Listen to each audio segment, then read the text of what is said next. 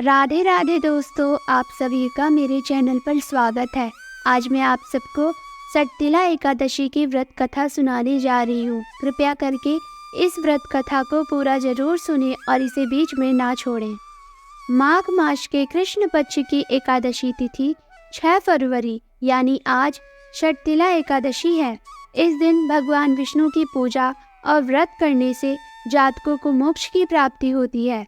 इस दिन पूजा के बाद सटतिला एकादशी व्रत कथा भी जरूर सुननी चाहिए, तभी पूजा और व्रत का पूरा फल प्राप्त होता है।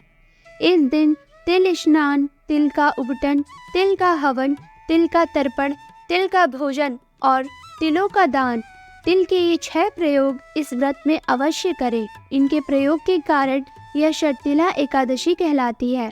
इस व्रत के करने से अनेक प्रकार के पाप नष्ट हो जाते हैं।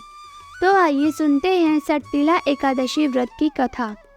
एक समय दालभ्य ऋषि ने पुलस्त्य ऋषि से पूछा कि हे महाराज, पृथ्वी लोक में मनुष्य ब्रह्म हत्या आदि महान पाप करते हैं, पराये धन की चोरी तथा दूसरे की उन्नति देखकर ईर्ष्या करते हैं, साथ ही अनेक प्रकार के वैष्णव में फंसे रहते हैं, फिर भी उनको नरक प्राप्त नहीं होता।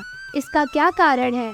वे ना जाने कौन सा दान पुण्य करते हैं जिससे उनके पाप नष्ट हो जाते हैं। यह सब कृपया पूर्वक आप कहिए।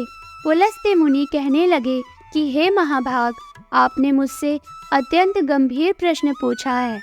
इससे संसार के जीवों का अत्यंत भला होगा। इस भेद को इंद्र आदि भी नहीं जानते, परंतु मैं आपको यह गुप्त तत्व अवश्य बताऊंगा। उन्होंने कहा कि माघ मास लगते ही मनुष्य को स्नान आदि करके शुद्ध रहना चाहिए।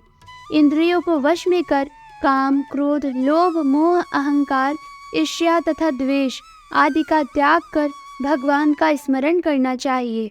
पुष्य नक्षत्र में गोबर, कपास, तिल मिलाकर उनके कंडे बनाना चाहिए। उन कंडों से 108 बार हवन करना चाहिए।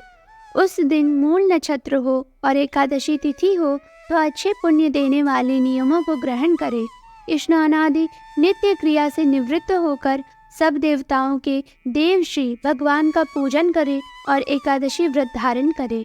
रात्रि को जागरण करना चाहिए। उसके दूसरे दिन धूप, दीप, नैवेद्य आदि से भगवान का पूजन करके खिचड़ी का भोग लगाएं। तत्पश्चात पेठा, नारियल, सीताफल या सुपारी का अर्घ्य देकर स्तुति करनी चाहिए। हे भगवान, आप दीनों को शरण देने वाले हैं, इस संसार सागर में फंसे हुओं का उद्धार करने वाले हैं। हे पुंडरीकाक्ष, हे विश्व भगवान, हे सुब्रमण्य, हे पूर्वज, हे जगतपति, आप लक्ष्मी जी सहित इस तुच्छ अर्घ्य को ग्रहण करें।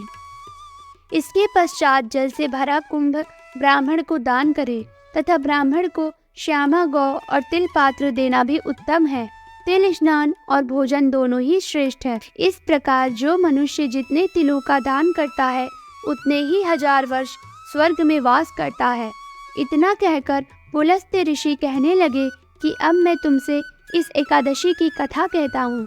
एक समय नारद जी ने भगवान श्री विष्णु से यही प्रश्न किया था और भगवान ने जो सटतिला एकादशी का महात्म्य नारद जी से कहा सो मैं तुमसे कहता हूँ। भगवान ने नारद जी से कहा कि हे नारद, मैं तुमसे सत्य घटना कहता हूँ, ध्यान पूर्वक सुनो। प्राचीन काल में मृत्युलोक में एक ब्राह्मणी रहती थी।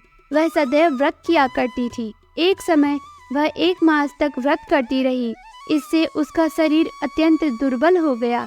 यद्यपि वह अत्यंत बुद्धिमान थी, तथापि उसने कभी देवताओं या ब्राह्मणों के निमित्त अन्न या धन का दान नहीं किया था। इससे मैंने सोचा कि ब्राह्मणी ने व्रत आदि से अपना शरीर शुद्ध कर लिया है, अब इसे विष्णु लोक तो मिल ही जाएगा, परंतु इसने कभी अन्न का दान नहीं किया, इससे इसकी तृप्ति होना कठिन है। भगवान ने आगे कहा, ऐसा सोचकर मैं भिक्षुक के वेश में मृत्युलोक में उस ब्राह्मणी के पास गया और उससे भिक्षा मांगी। वह ब्राह्मणी बोली, महाराज, किस लिए आए हो? मैंने कहा, मुझे भिक्षा चाहिए। इस पर उसने एक मिट्टी का ढेला मेरे भिक्षा पात्र में डाल दिया। मैं उसे लेकर स्वर्ग में लौट आया।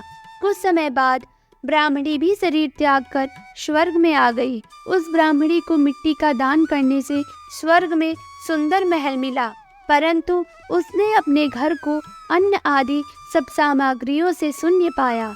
घबराकर वह मेरे पास आई और कहने लगी कि भगवान, मैंने अनेक व्रत आदि से आपकी पूजा की, परंतु फिर भी मेरा घर अन्न आदि सब वस्तुओं से शून्य है।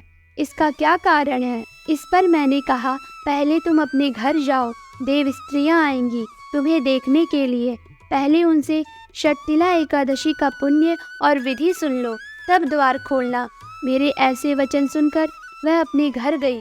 जब देव स्त्रियां आई और द्वार खोलने को कहा तो ब्राह्मणी बोली, आप मुझे देखने आई हैं तो षटतिला एकादशी का महात्म्य मुझसे कहो। उनमें से एक देव स्त्री कहने लगी कि मैं कहती हूँ। जब ब्राह्मणी ने षटतिला एकादशी का महात्म्य सुना तब द्वार खोल दिया।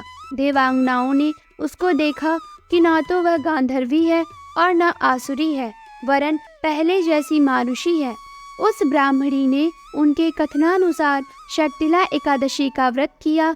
इसके प्रभाव से वह सुंदर और रूपवती हो गई तथा उसका घर अन्न आदि समस्त सामग्रियों से युक्त हो गया।